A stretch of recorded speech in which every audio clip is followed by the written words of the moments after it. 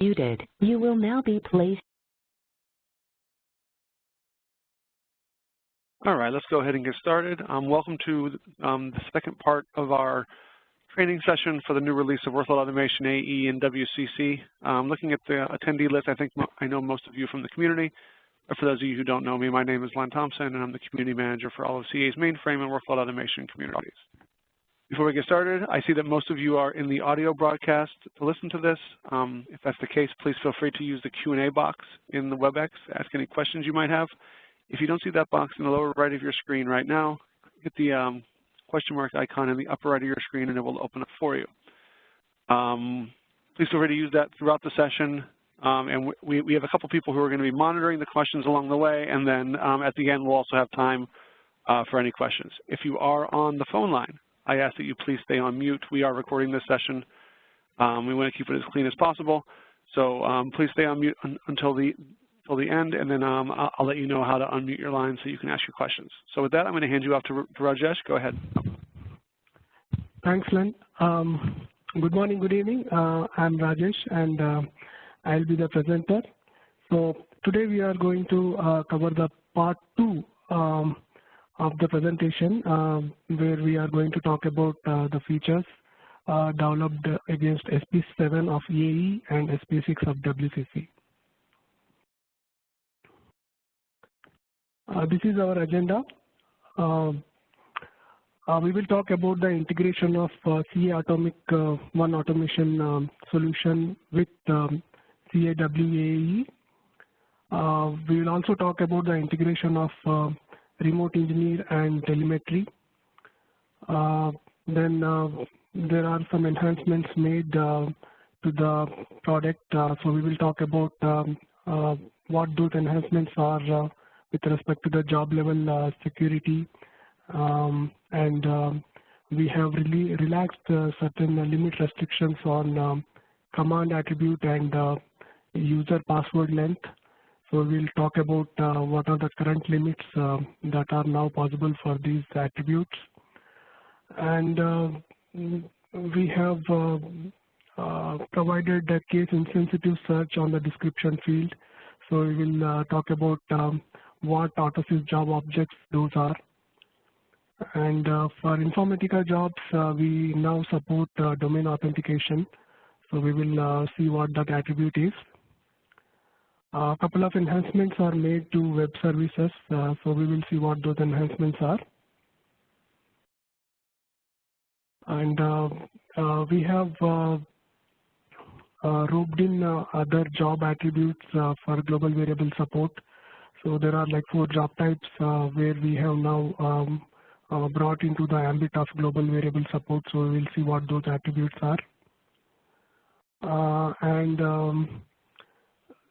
Install and upgrade experience improvements are made in the form of prechecks for the versions and database and database client library bitness and things like that. So we will cover those.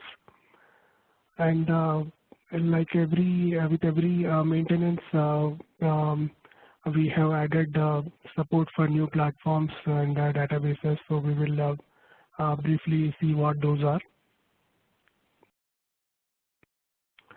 So the first item on our agenda today is the integration of CA Atomic One Automation integration with Workload Automation AE engine. So with this integration, now AutoSys will start posting its events to One Atomic Automation solution. So it is like AutoSys used to have this integration against event management. Now we have extended that posting of the events to One Atomic platform as well. So this is how the administration screen looks on Windows. So essentially, for us to configure Workload Automation AE with CA Atomic One Automation platform, it requires 4 things. First thing is we will have to explicitly specify that we are interested in talking to one atomic platform. So that is the second checkbox that you see, forward all CAWAE log messages to one automation platform. Then there are three other attributes which are of utmost importance to be able to post events to one atomic. So that is event type and authorization key and REST URL. So the event type is actually an XML file which contains the message format that one atomic has to be aware of to be able to interpret the messages that are posted by Autosys. So this is an XML file, and this has to be imported into the atomic platform before we actually start consuming the messages from Autosys. So in the next subsequent slides, we will see where exactly this file needs to be imported in the one atomic solution. Authorization key, this key has to be available in the Autosys to be able to post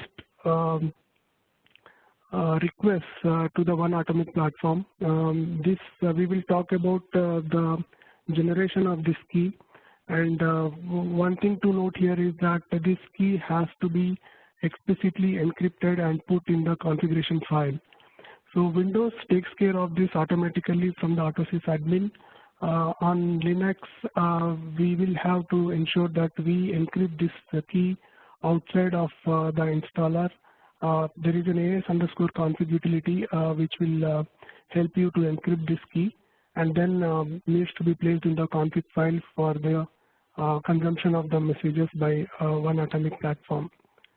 Finally, the REST URL, this is the URL which you'll have to specify where one atomic web services is running.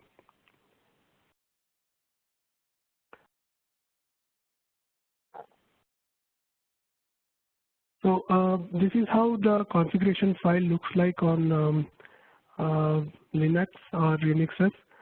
You can clearly see that the authorization key is an encrypted one, where it is of utmost importance for the product to function that this key has to be encrypted and placed. And a few things that I want to talk about the event type. This is vara.ia.cawae file. This, as I mentioned, this file contains the message structure which one atomic has to be made aware of to be able to consume the messages that are posted by the Workload Automation AE. So it contains several attributes like the job ID, the job name, the box name, run number, end try, and the user with which the scheduler is running as, and what is the instance, those kind of things, and yeah, what is the severity of the message, like is it informational or warning or error, and the status of the job, things like that are part of this XML file.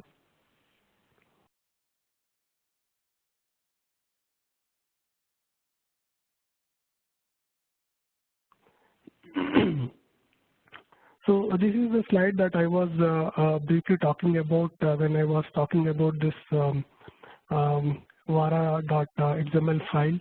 So you will have to explicitly import this from the process assembly to let one atomic know that this is the message structure that is followed by Autosys while it posts the events to this platform.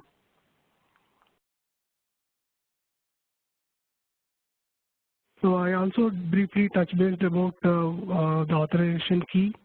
So there is a file by the name plugin.properties. This file resides on the machine where one atomic is installed.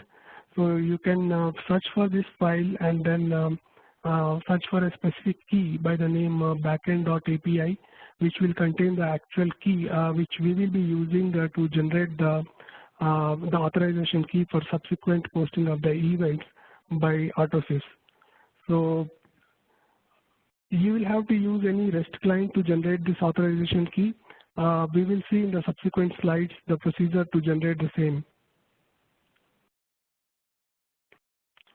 So for the example, I have used a SOAP UI as my REST client, and I am preparing a body, a JSON formatted body, explicitly specifying the need for me to have a API key generated. So this is the body that you can see, like it has scope and a client and description, and the method type is a post, and this is the URL which you will have to specify. And this is the other part where in the header you will have to take the API key. As I mentioned earlier, there is a file by the name plugin.properties, and inside that there is a configuration variable by the name backend.api. So against that you will find this authorization key, which you will have to specify in the header, and then do a post for the authorization key to be generated for the use by Autosys. So after doing that, when we do a post, you will get a response back, and the response has the key. You can see the first element which talks about the key. Now this is the key which we will have to use for our communication from the Autosys side. So this will be encrypted, and then the encrypted key has to be pasted in the config vars file against the authorization key variable. So after we do this, you can see after you do these changes, and then you start the scheduler, and from then onwards, any event that gets generated will be pushed to one automation platform. So I have circled the output that I am able to see in the one atomic side, where all the messages that are being generated from the scheduler are being consumed by the one atomic solution, and the user can define rules there to filter on these and define appropriate actions.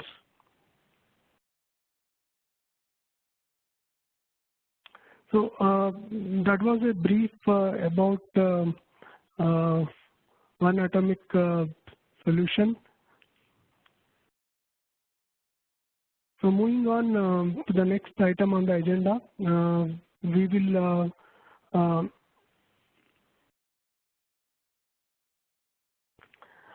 will discuss now about the integration of remote engineer and telemetry. So remote engineer was existing in the earlier releases as well. So essentially it was aiding in the collection of the configuration and diagnostic information for the support to be able to get to the root of the problem quickly. We have now actually updated that with the latest version of the remote engineer, and then we also put in a lot of other enhancements in the type of data that was being collected. So with this integration now, we actually collect a lot of information like what is the version of the Autosys, whether it is running in EM mode or native mode, what is the SSA configuration, and whether web services is installed or event management is installed or WCC is installed, and what kind of jobs are actually defined on the machine, how many jobs have run in the past 1 month, and number of agents this particular instance is configured to talk to, as well as number of instances that are defined on the machine. So this has there has been a lot of effort in getting as much of information as possible, so that we collect all the information upfront, then going back and forth asking the same set of information from the customer. So this utility is after the product is installed, this comes under remote engineer directory. So there has been no change with respect to the location where it gets placed after the installation. So you can manually start it by navigating to the path.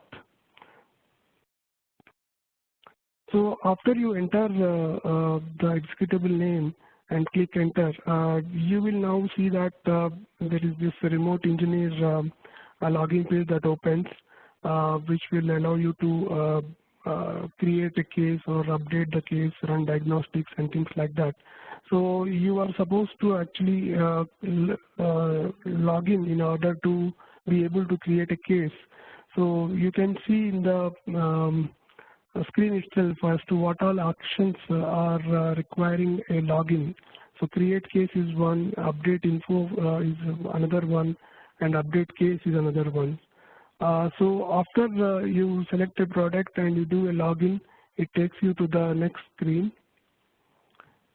So this is the screen where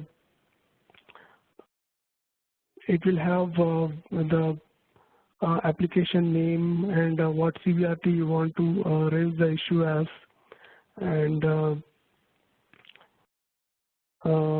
you can see the last highlighted one, which is allow CA to retain data to improve customer experience. So this is the place where integration of remote engineer with telemetry comes into the picture. So this is seeking the consent from the customer as to whether they want CA to retain their information. So only when the S is selected by the customer, the data is retained in the telemetry service. Otherwise, the data is not retained, and we only use that information as part of the issue resolution.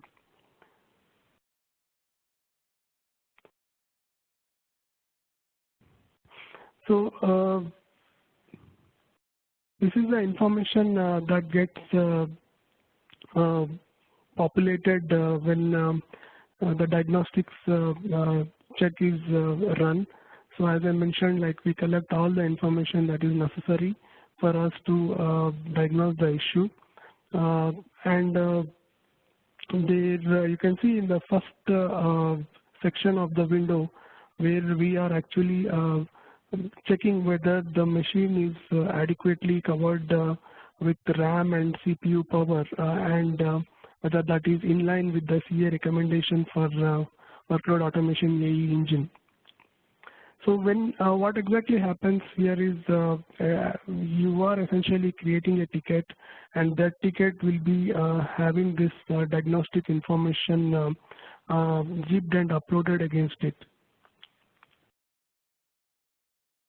So you can see in the red circle where it says diagnostics uploaded, and the issue number is also specified, and it also gives the location where the diagnostic file has been created. So you can see that it is creating it under the same directory where the remote engineer is started.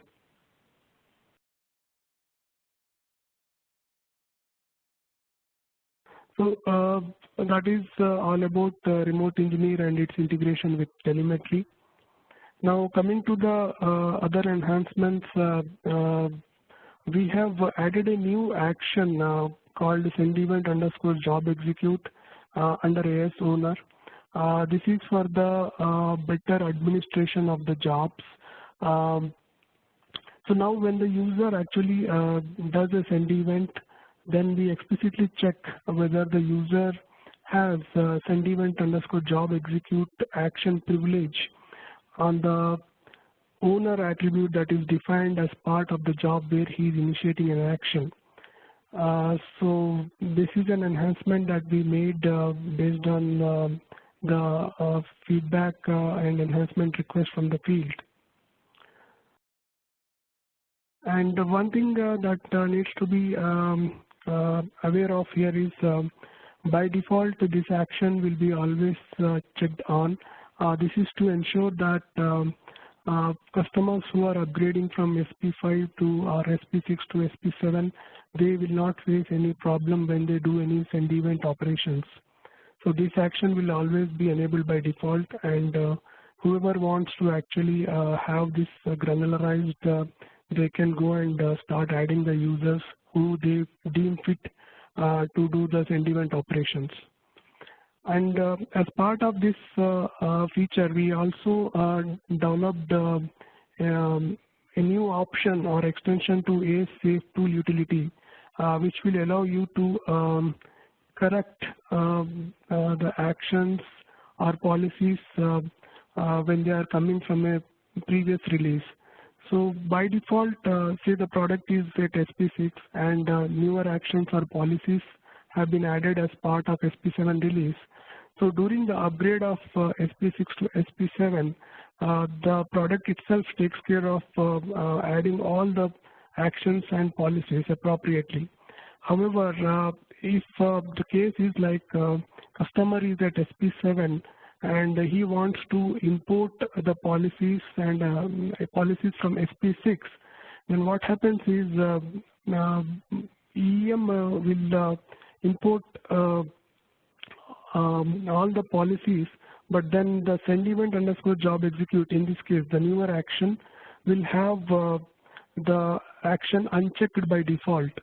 So if customer does any send event operations, then they are bound to fail.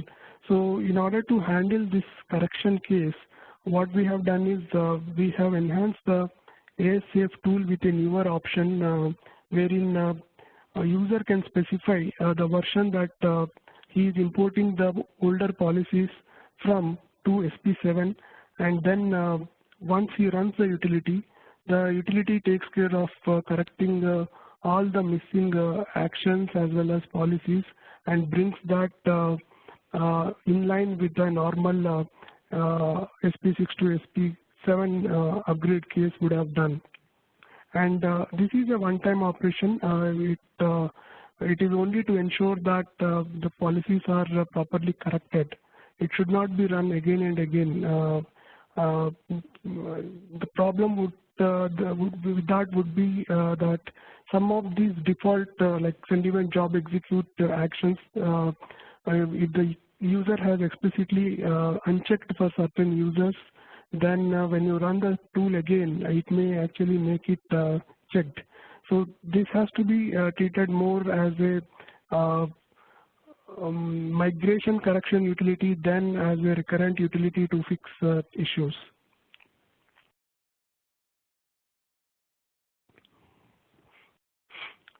Coming to the length restrictions on command and password length, we have relaxed them a bit. So the command attribute can now take up to 1,000 characters, that is without the global variable expansion. And after global variable expansion, it goes to up to 2,000 characters. And the AutoSys Secure user password limit has been changed to 127 characters. So this is only for the manage users and passwords option. It has nothing to do with the database password, which still remains at 20 characters.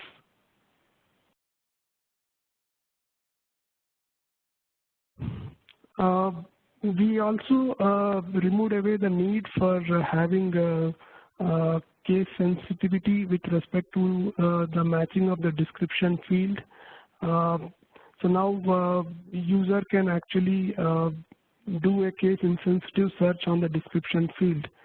So this is applicable to calendars, resources, machines, jobs, and connection profiles.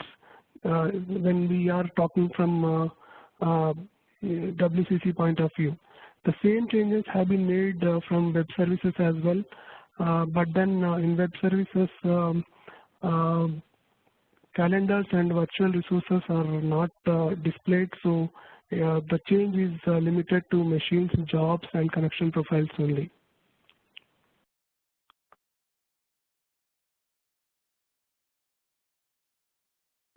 Domain authentication for Informatica jobs. So we have added a new attribute called Informatica domain. So this will allow the Informatica to authenticate the user against a specific domain. So that is the only minor enhancement that we have made for Informatica jobs.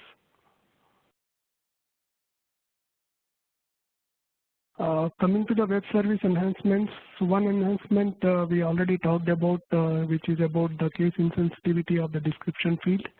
The other two are the ability to retrieve jobs with filter specified on the job type. And the another enhancement is changing the status of the job. So I'll just show you the screenshots to have a better picture of what I am talking about. So you can see the encircled text in the red, which is talking about the job type filter support now.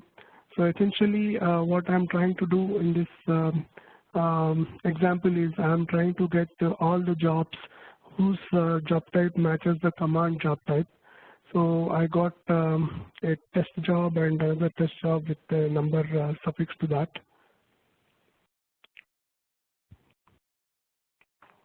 And this is about change status job, where you can change the status of the job to success or failure, something on the same lines that send event from the command line does. So I have the same SOAP UI REST client. The method is post, and my endpoint is the web services domain hostname and port, and the resource is the AWS event and the change status job. And the body of that is the job name, which is in the example test underscore job, and the status that I wanted the job to change to, which is 4, that means success. So I am doing a change status of the job from the web service, and let's see whether this guy was successful in changing the status of the job. Okay, so now after I do that operation, I did the same job type filter operation, and I see that the status of the job has now changed to 4, which is success. The earlier one was 8, which you can see in the highlighted test underscore job. So this was the enhancement that was done to the web services. And coming to the global variable support, we have added support for attributes across the 4 job types. So the first one is the WS parameter. So this is applicable to WS document literal job type. And the subsequent ones are against Informatica, SQL agent, and HDFS from the Hadoop job types. So all of these attributes can now work with the global variables.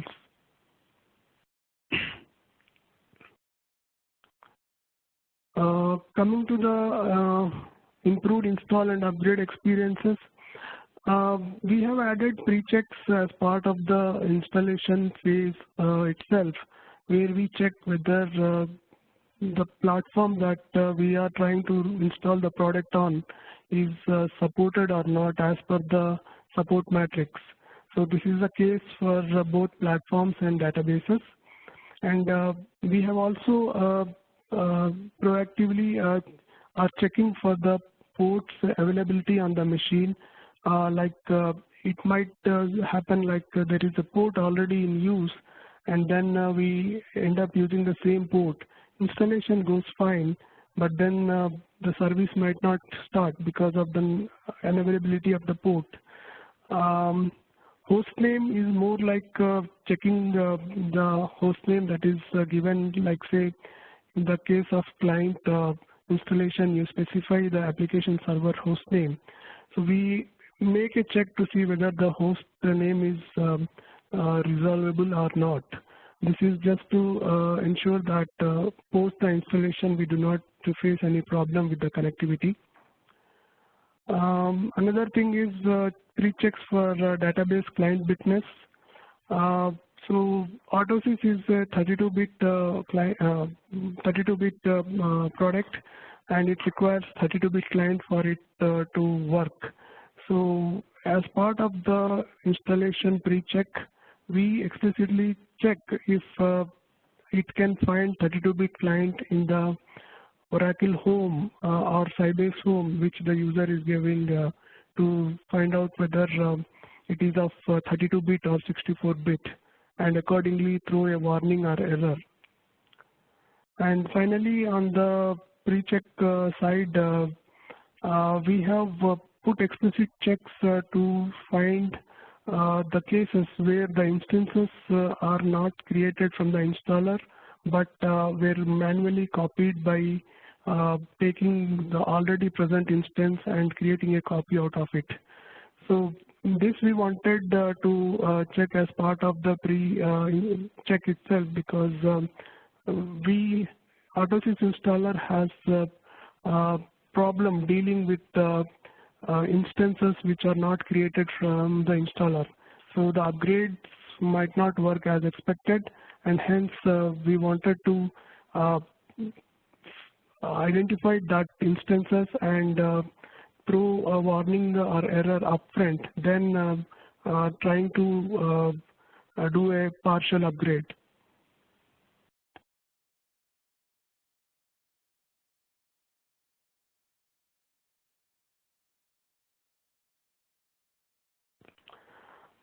Finally, support for platforms and databases. So CA Workload Automation AE WCC is certified on Amazon and Azure. We have certified Windows Server 2016. PeopleSoft Adapter is certified against PeopleSoft 8.5.6.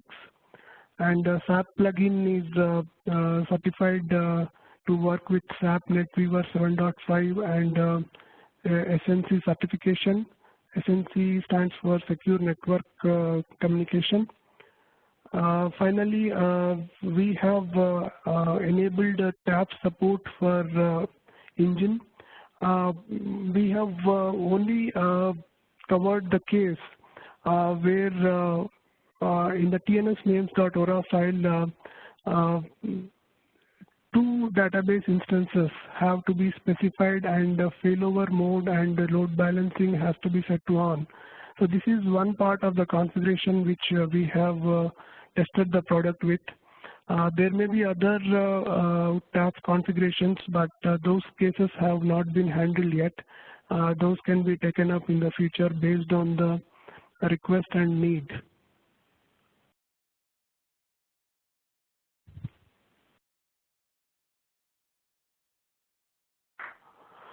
Okay, with this, I am done with the presentation for AE and WCC. JP wants to, it's Jean Rismeller. Excuse me if the pronunciation is not correct. She wants to talk on atomic integration benefits. Over to you, Jean.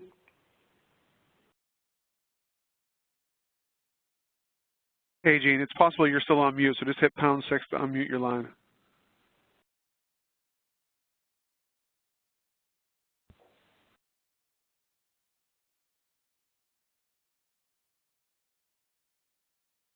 Jean, are you there?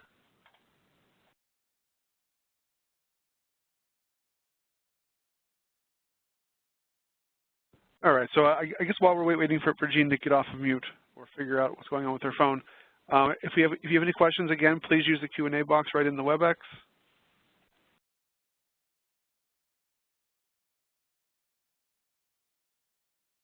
We don't have any questions right now, but we'll give you a minute or two to type any questions you have. And if you are on the phone line and you have any questions, please hit #6 to unmute your line, and you can ask your question now.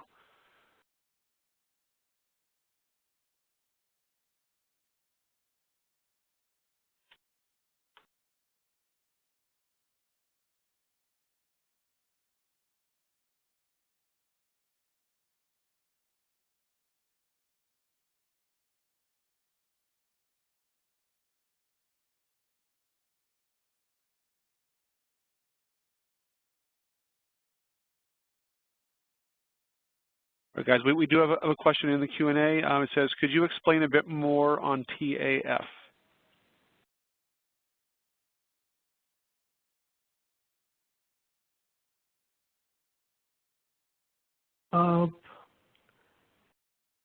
Okay. So TAF actually stands for Transparent Application Failover. This is a feature provided by Oracle wherein you can configure more than one instance at the Oracle client side. And then there will be, it's like a rack support, I would say, wherein the client would transparently fail over to the available database. So earlier, with the way the autosys was working, it was not TAF aware. So it always used to try to connect to an instance, and though that instance may have been failed over at the back end by the database, application was not aware of that, and it used to still try to connect to the failed instance. So now what we have done is we have made autosys TAF aware, which means it waits for the client to actually do the failover.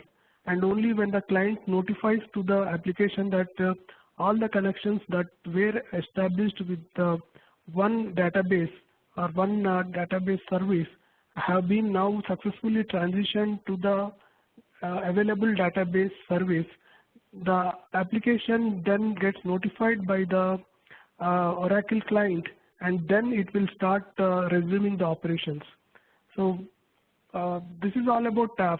It is essentially a high availability thing provided by database, and client is aware of these transitions that are taking place at the database server side, and application, in this case autosys, and client, they mutually are cooperating to figure out as to if a problem has happened because a particular node has been failed over. It expects, application expects client to notify it that the failover has happened successfully, and then it can resume its operations. So that is a brief about TAF. Am I clear? Okay. Or, yeah. Okay, guys.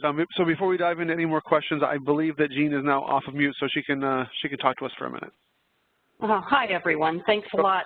Rajesh, great job talking about the technical capabilities of all of these features. And for those of you who may be wondering, well, why would you have done some of these features, especially that feature where we have integration with CA Atomic One Automation? If you missed the call on the 7th of March, go back into the user community website and listen to the replay on what's new with CA Workload Automation AE, the March release. And that will give you some of the benefits for each of these releases, for each of these features, just in case you're wondering. But Rajesh, great job talking about the technical capabilities on that. So that's all I wanted to say is if you're wondering why we did some of those features or what value they bring, please do access the replay for the March 7th webcast. Thanks, Len. Sure. Thanks, Jean. So we do have a bunch of questions that are coming in, and I know that Nitin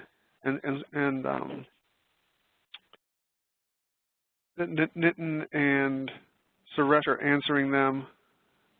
Let's see if there's any that aren't being answered. And this also came up in the Q&A. Just so everyone on the call knows, I'll be publishing the replay video of this session and of Tuesday's session. The first part of this training out in the community early next week, along with publishing both of Rajesh's presentations. So if you join partway through, just know that you'll be able to watch the whole thing next week. And we only have a few minutes left. So also, if any questions that you asked are not answered before we close, I'll be capturing the Q&A, and I will share it with the team, and we'll make sure we get you answers to anything that isn't answered. So let me just look through here real quick. Okay. Will there be variable substitution for any SAP job type variable in the messaging? I'm not really clear on the question. If that can be expanded a bit, it will be very helpful. If it is talking about a variable substitution, global variable substitution for the SAP job type as part of SP7, then no, we have not changed anything in that area. So whatever was the behavior with SP6, the same would continue. It is only with Hadoop, Informatica, SQL Agent, and WSDoc where we have added the global variable substitution feature or support. Then are you checking the bitness, agent bitness also as part of database bitness checks? No, we don't check agent bitness. We are only checking the bitness of those components which affects autosys in its working. The database client is, it has to be of 32-bit, otherwise we fail to load and the product does not function. So that is the only bitness that we are checking at this point of time. Okay, because we have 64-bit hardware and 32-bit autosys agents running on them. If we go for an upgrade and if it checks the bitness comparative with the OS, what the autosys bitness compared to OS, and if it doesn't upgrade, then it would be a problem. That's what we are checking, whether you are checking any agent bitness or something like that. And one more question I have is like you're saying that the prechecks will be done for manually created instances. Like if we haven't used the installer and we created the instance, like you mean a copied instance or the instance that was copied and made it a different instance, kind of renamed instance, you're saying? Yes, you said it right. And also, also you said like the upgrade will be done partially. I mean, what does that mean by partial? See, by partial, what I meant was the behavior is undefined.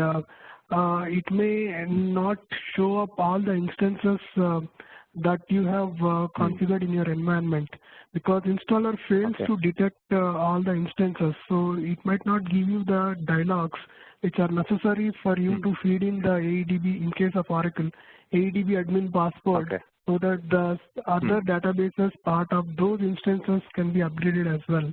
So it doesn't do that. So you will end up having latest binaries, but those instances will pointing to the older schema, and then your services might not start properly, or even if they do start, it might not be able to function because some of the objects that are there now in the database either are new to it or were deleted, or some of the attributes are kind of columns that are being now referred to are no longer existing.